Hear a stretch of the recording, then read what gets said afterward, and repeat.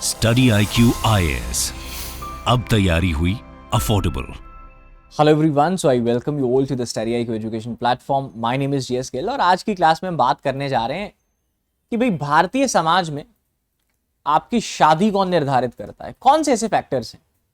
क्योंकि शादी तो देखो दो लोगों की हो रही है, लेकिन डिटरमिन बहुत कुछ करता है।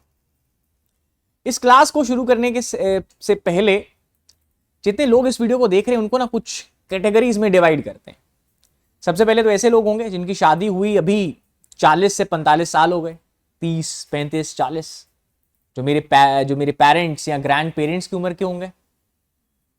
उसके बाद वो लोग होंगे जिनकी शादी को अभी 12-13 साल, 10 साल, 12 साल हो गए।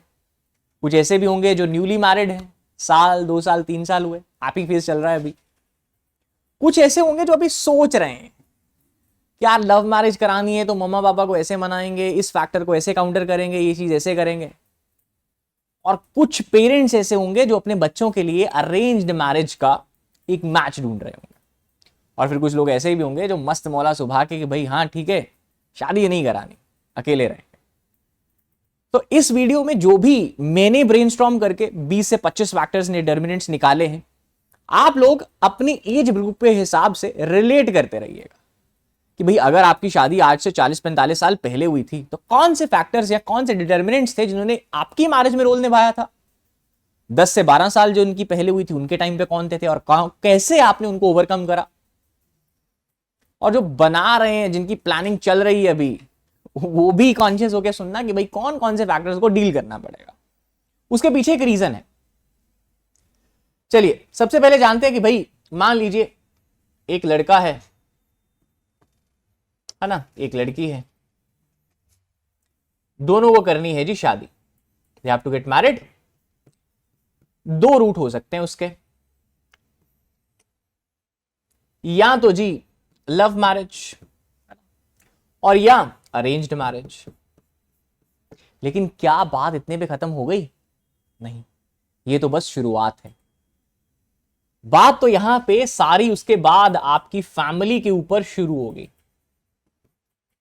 हाँ, वो बात अलग है कि भाई आपने बोला कि भाई you are my life, I am your life, let's leave the other entire life, और आप लोग सोसाइटी को छोड़ के अलग से लव मैरिज करके रहने का फैसला ले लिए, तब तो वो बात अप्लाई नहीं होती। लेकिन अगर सोसाइटल मैरिज है तो सोसाइटी इंपैक्ट करेगी। उसका रीजन है क्योंकि भारतीय समाज में और वेस्टर्न कल्चर में मैरिज का कॉन्सेप्ट एंटायरली डिफरेंट है। आप वेस्टर्न कल्चर में देखो तो मान लीजिए दो लोग मिले, केमिकल रिएक्शन शुरू हुआ, एड्रेनलिन रश आया, आपको अच्छा लगा मिलके, आप कुछ और टाइम मिले, एंड फाइनली आप दोनों ने माना कि भाई हम शादी कर लेते हैं, तो मैरिज हो गई। लेकिन भारतीय समाज में, भारतीय कल्चर में marriage is a sacred institution. जब मैं बोलता हूं कि भाई मैरिज सेक्रेड इंस्टीट्यूशन है, मतलब मैरिज के साथ एक रिलीजियस एस्पेक्ट एसोसिएटेड है, मैरिज के साथ एक सोसाइटल एस्पेक्ट भी एसोसिएटेड। आप एक एग्जांपल लीजिए, शादी वाले दिन में जब रिजॉर्ट के बाहर बारात आती है, दूल्हा और दुल्हन तो बाद में मिलते हैं। पहले पापा की मिलनी होती है, फिर मामा की मिलनी होती है, फिर चाचा की मिलनी होती है, सबकी मिलनी होने के बाद फिर वो रूठते हैं। दूल्हा दुल्हन तो बाद में मिलते हैं, राइट? तो this is how all these determinants play a role in the marriage. चलिए देखते हैं बेहतरीन तरीके से। सबसे पहले आते हैं आपके सोशल फैक्टर। सोशल में 5 फैक्टर्स हैं। रिलीजन, सेकंड आपका गोत्र, गोत्र के बाद आपकी कास्ट, कास्ट के बाद कंसैंग्युइनिटी, देखेंगे ये भी क्या होती है, और लास्टली फूड। सबसे पहले आप अगर रिलीजन की बात करो, सबसे पहला क्वेश्चन यही होता है कि भाई आपका पार्टनर किस धर्म का है, रिलीजन क्या है। हिंदूज हिंदू प्रेफर करते हैं, सिख सिख प्रेफर करते हैं, क्रिश्चियन क्रिश्चियन प्रेफर करते हैं, मुस्लिम्स मुस्लिम प्रेफर करते हैं। तो मान लीजिए आप पहले कटघरे पे उतर गए, फर्स्ट जो डिटर्मिनेंट था आपके फेवर में गया, ठीक है। सो मान लीजिए यहां पे हिंदू हिंदू की शादी हो रही है, लेट्स फाइन। बट यहां पे भी एक और ट्विस्ट है, एक और डिटर्मिनेंट है। वो है कि मान लीजिए भाई आपने बोला अपने पेरेंट्स को कि भाई जो पार्टनर है वो मुस्लिम है, बट सेकेंड क्वेश्चन, मुस्लिम्स में जो रोल निभाता है डिटर्मिनेंट, वो है आपके सेक्ट का। तो मुस्लिम्स में there are basically we have 2 sects, है ना। एक होता है जी आपका शिया, और दूसरा होता है आपका सुन्नी। अगर आपको इनकी डेप्थ समझनी है, आपको इनकी इंटेंसिटी, गंभीरता समझनी है, तो शिया और सुन्नी में शादी होना इज इक्वल टू हिंदू और मुस्लिम में शादी होना। ठीक है, अगर मैं आपको हाइपोथेटिकल टर्म्स में बताऊं तो फिर ये अगला डिटर्मिनेंट बन जाता है। उसके बाद मान लीजिए कि भाई हो गया, let's come to Hindus now. Hindus में अगली चीज गिनी जाती है जी गोत्र। गोत्र का मतलब होता है कि भाई हम अपना, अगर मान लीजिए दो व्यक्तियों का गोत्र सेम है, तो इसका मतलब वो ये मानते हैं कि भाई हम जो हमारी पुश्तैनी लीनिएज जाती है एंड तक, हम एक ही कॉमन मेल एंसेस्टर के डिसेंडेंट्स हैं। जो हमारे पहले कॉमन मेल थे, हमारे पुरुष थे सबसे पहले वाले, वो सेम ही है हम दोनों के, अगर हमारा गोत्र सेम है तो अगर आप लोग, आप और आपके पार्टनर सेम गोत्र से हो तो आप भाई बहन हुए। अगर एक ही मेल एंसेस्टर के डिसेंडेंट्स हो तो भारतीय समाज में आपका जो गोत्र है वो सेम नहीं होना चाहिए, it should not be same. फिर आता है जी अगला कास्ट का, और कास्ट होनी चाहिए जी सेम। ठीक है, तो कास्ट अगर आप देखो, वरना that is caste divided on the basis of occupation, है ना, ब्राह्मण, क्षत्रिय, वैश्य, शूद्र। तो यूजुअली ब्राह्मण्स प्रेफर करते हैं, क्षत्रिय प्रेफर करते हैं, राइट। ब्राह्मण क्षत्रिय में इंटर चलता है, लेकिन नीचे वालों के साथ नहीं चलता यूजुअली, जहां पे कास्ट सिस्टम भारत में प्रेवलेंट है। तो ये अगला डिटर्मिनेंट है। और कास्ट में भी फिर सिर्फ लड़के की कास्ट के ऊपर आगे दो कॉन्सेप्ट हैं जो भारत में आगे फिर डिटर्मिनेंट बनते हैं, वो है प्रतिलोम और अनुलोम। प्रतिलोम शादी में ये होता है कि भाई लड़के की कास्ट को देखा जाता है। प्रतिलोम शादी मतलब लड़का निचली कास्ट का है, वो ऊपर वाली लड़की के साथ शादी करा रहा है, ऊपर कास्ट वाली लड़की के साथ शादी हो रही है। अनुलोम मतलब लड़का ऊपर वाली कास्ट का है, लड़की नीचे वाली कास्ट की, और दोनों की शादी हो रही है।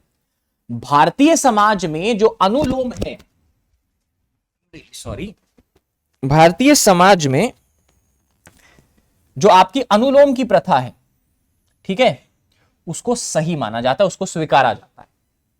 और जो आपकी प्रतिलोम है, जिसको आप एंथ्रोपोलॉजिकल टर्म्स में हाइपोगैमी और अनुलोम को हाइपरगैमी बोला जाता है, प्रतिलोम भारतीय समाज में माना नहीं जाता, मतलब इसको अवॉइड करा जाता है। ठीक है जी, तो ये अगला कटघरा हो गया।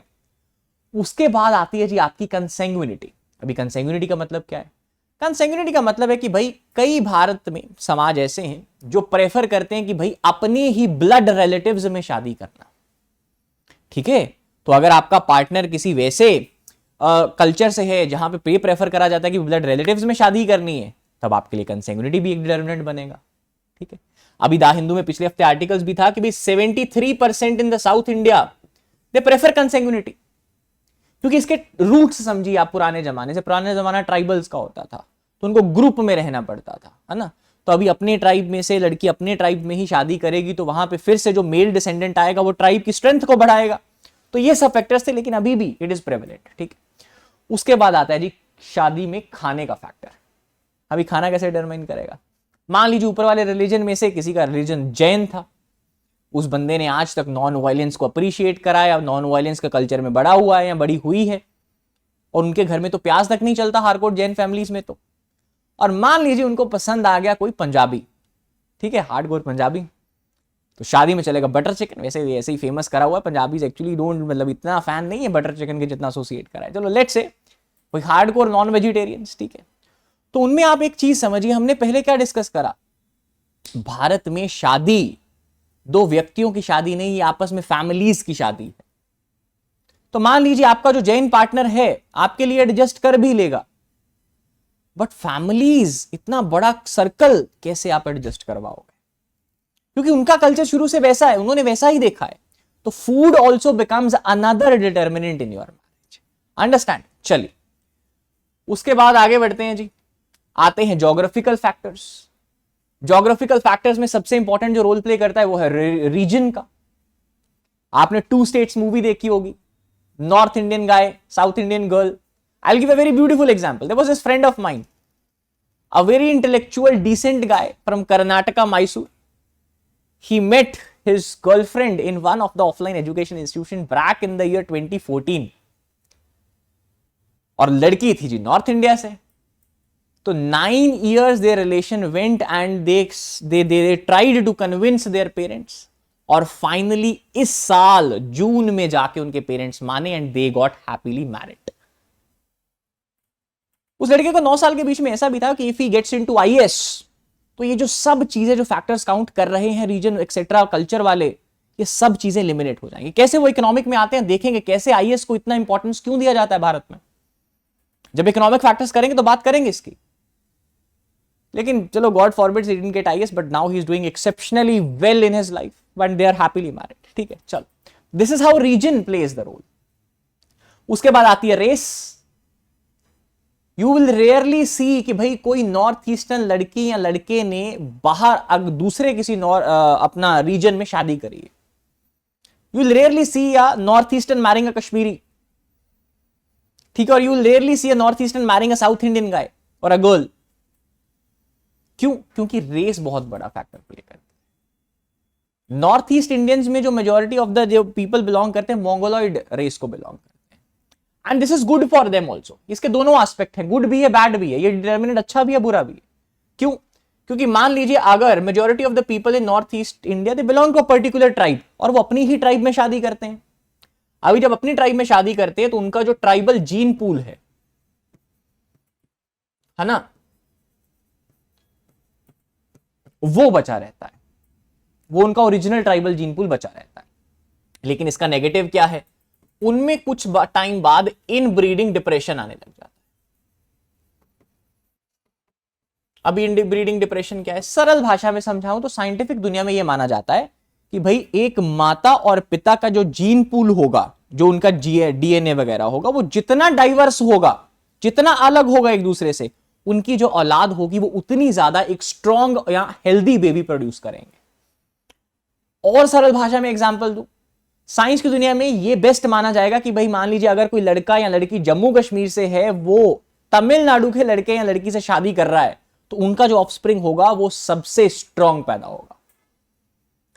अगर और प्रैक्टिकल लेवल पे एग्जांपल समझाऊं क्यों ऐसा है, अभी जो जम्मू कश्मीर से लड़का या लड़की जो बड़ा हुआ है 20, 22, 23, 25 सालों का, है ना, उसके अंदर ठंड को सहने की शक्ति आ गई होगी। वन ऑफ द एग्जांपल्स, उसके अंदर ऐसा जीन होगा, जैसे मान लीजिए जम्मू कश्मीर वालों के अंदर अडेप्टेशन है कि उनके जो नाक होते हैं वो कंपैरेटिवली बड़े होते हैं, ठीक है, that is to take in oxygen, oxygen ज्यादा लेने के लिए।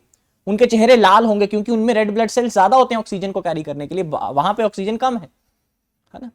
और जो वहां पे होंगे तमिलनाडु वाले, तमिलनाडु वालों में जो हीट टॉलरेंस है, मॉइस्चर टॉलरेंस है, उसकी कैपेसिटी ज्यादा होगी, गर्मी ज्यादा टॉलरेट करने की कैपेसिटी। तो अभी बच्चे से तो फादर से भी आना है, मदर से भी आना है, राइट। तो बच्चे के अंदर जो ऑफस्प्रिंग आएगा, ठंड भी गर्मी भी, he will be a strong child, right. तो इस वजह से ये माना जाता है। उसका मतलब ये नहीं करते तो इसमें इनब्रीडिंग डिप्रेशन आ जाता है, ठीक है। चलिए, उसके बाद रूरल अर्बन, कहीं ना कहीं ये फैक्टर जरूर कंसिडर होता है। कितनी मूवीज भी बॉलीवुड बनी है इसके ऊपर, राइट, कितने गाने भी बने, फिर भी माँ बाप कहीं ना कहीं जब बेटी की बात आती है तो जरूर एक बार सोचते हैं कि भाई आप शहर में पले बढ़े हो, कंफर्ट भी एक फैक्टर होता है, आप गांव में जाकर एडजस्ट कर लोगे या नहीं कर लोगे। This is also very important determinant of marriages in India, ठीक है। उसके बाद आगे बढ़ते हैं, आगे बात करें तो इकोनॉमिक सबसे इंपॉर्टेंट, सबसे ज्यादा इंपॉर्टेंट, ठीक है। आपने मूवी देखी होगी कुली नंबर 1, इसमें actor who is the main actor Govinda, who is a coolie, है ना, मतलब लोअर क्लास से बिलोंग, और इनको प्यार हो जाता है इनकी बेटी के साथ, ये थे अपर क्लास वाले। तो he tries to imitate from this to this, उनको कॉपी करते हैं, क्यों? ताकि जो इकोनॉमी वाला डिटर्मिनेंट है उसको पार कर पाए।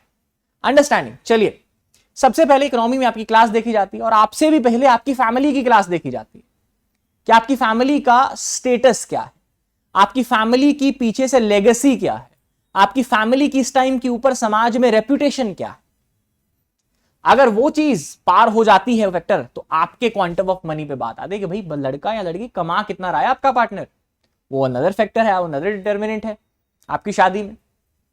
उसके बाद एक एक्सेप्शन है, that is your economic upper class. ये लोग सबसे उठ जाते हैं। इनके लिए अगर कोई इकोनॉमिकली अपर क्लास में आ गया, एक्सट्रीमली सुपर रिच, है ना, तो इनके लिए पीछे वाले फैक्टर्स डिटरमाइन नहीं करते। आई will give you an example.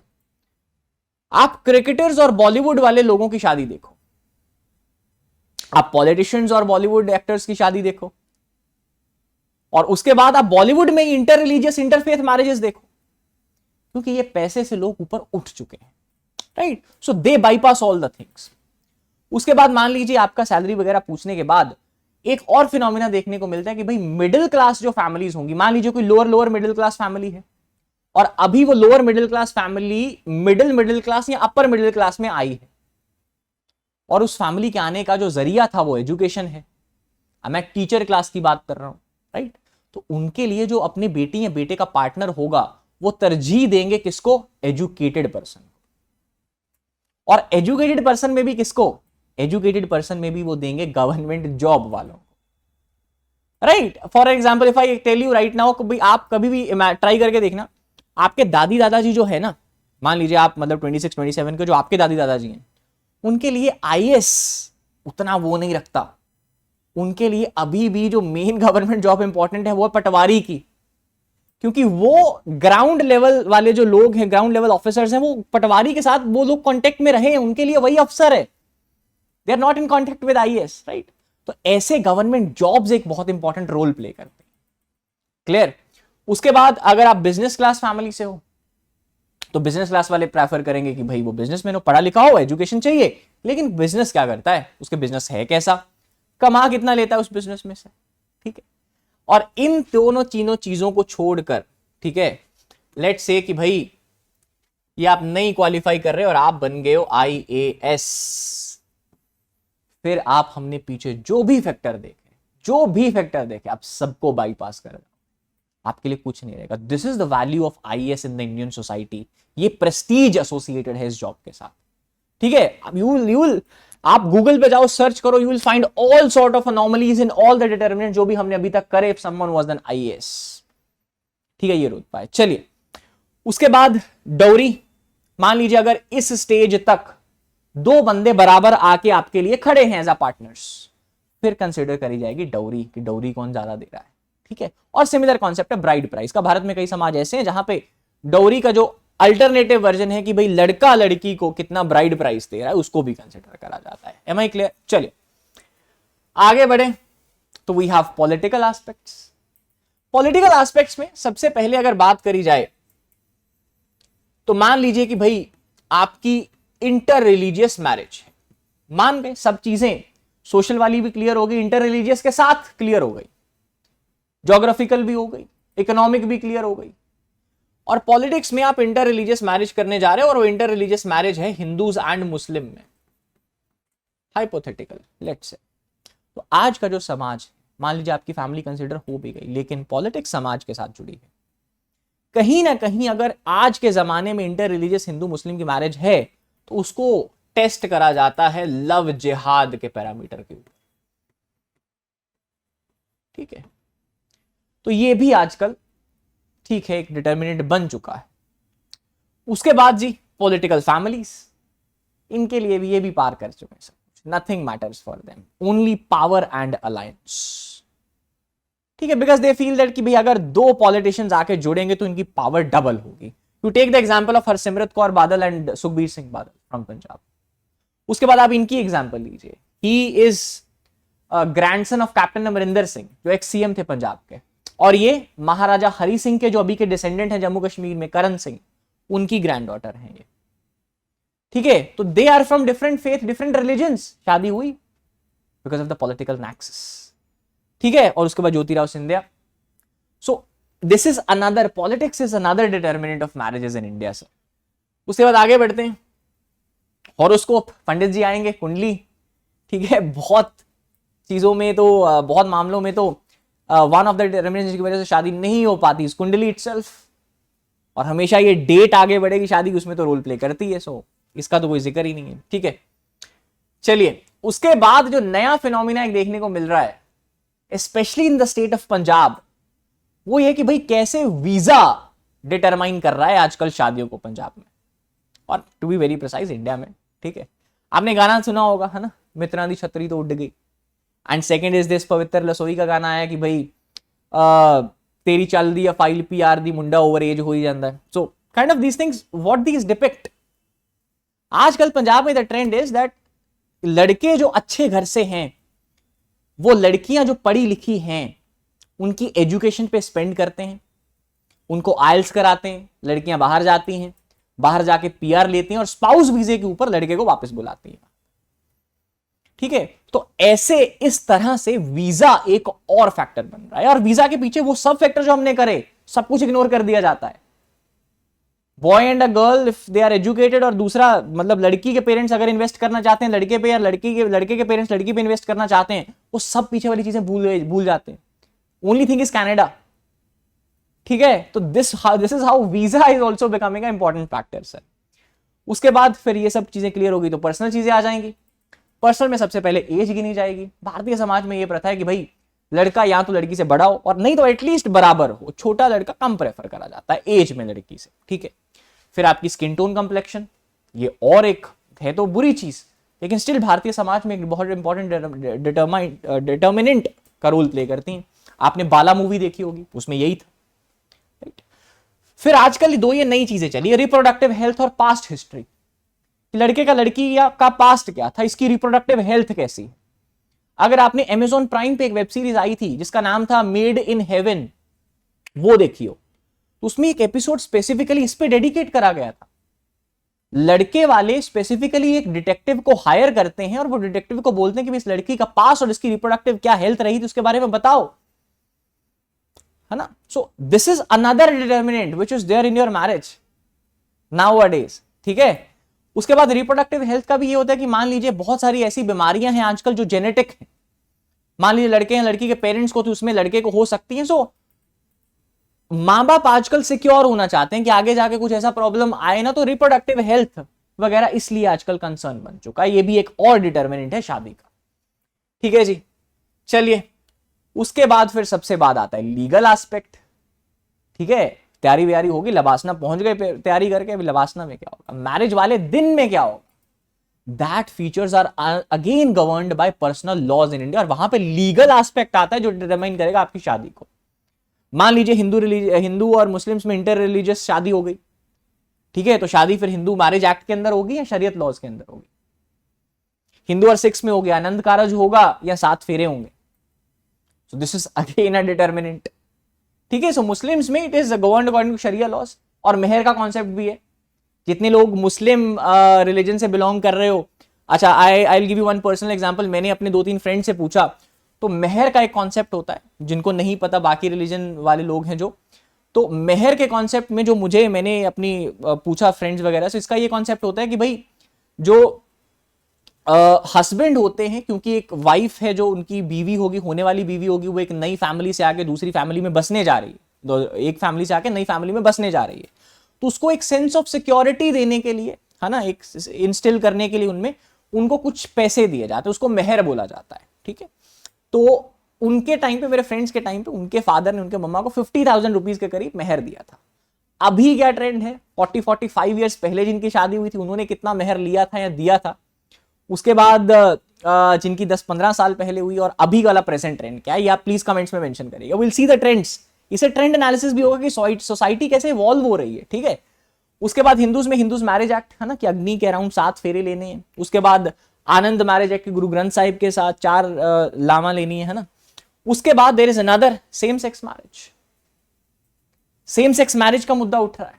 उसके बाद Supreme Court now has to, चाहे आप शक्ति वाहिनी केस की बात करो जिसमें right to marriage has been declared as fundamental right, या आप हादिया केस की बात करो, right to choose your partner वाली बात, राइट. तो ये सब चीजें आर नाउ पर्सनल लॉज कैसे, या पर्सनल लॉज के बाद ये जो लीगल एस्पेक्ट है वो भी कैसे डिटरमिनेंट बनता है आपकी शादी का, तो उसका एग्जांपल ये है. और जैसे मान लीजिए कि भाई ये सब पर्सनल है, इसी चीज से आपकी डिमांड उठती है कि भाई इन सब पर्सनल के लिए आर्टिकल 44 के तहत इन सबको सेम कर दिया जाए, that is your UCC, uniform civil code ला दिया जाए. ठीक है जी, तो अब आप देख पा रहे हो कितने ज्यादा फैक्टर्स हैं जो आपकी शादी को भारत में डिटरमाइन करते हैं. ठीक है, तो चलिए कमेंट्स में बताइएगा किस एज ग्रुप वालों को किन फैक्टर्स ने इफेक्ट करा था, उन्होंने क्या एफर्ट्स करे इनसे ओवरकम करने के लिए, ताकि अगले वाले जो प्लान कर रहे हैं उनको थोड़ा पता लग जाए how to deal with the situations. ठीक है, और अगर आपको लगता है कि कोई और फैक्टर्स हैं जो मैं मिस कर रहा हूं और भी हो सकते हैं भारतीय समाज में, सो वो भी कमेंट्स में मेंशन करिएगा ताकि एक और बेहतर एक थ्रेड के जरिए डिस्कशन हो पाए. ठीक है, so that was analysis for today's video. Thank you so much, see you guys in the next one. Study IQ IAS, अब तैयारी हुई अफोर्डेबल.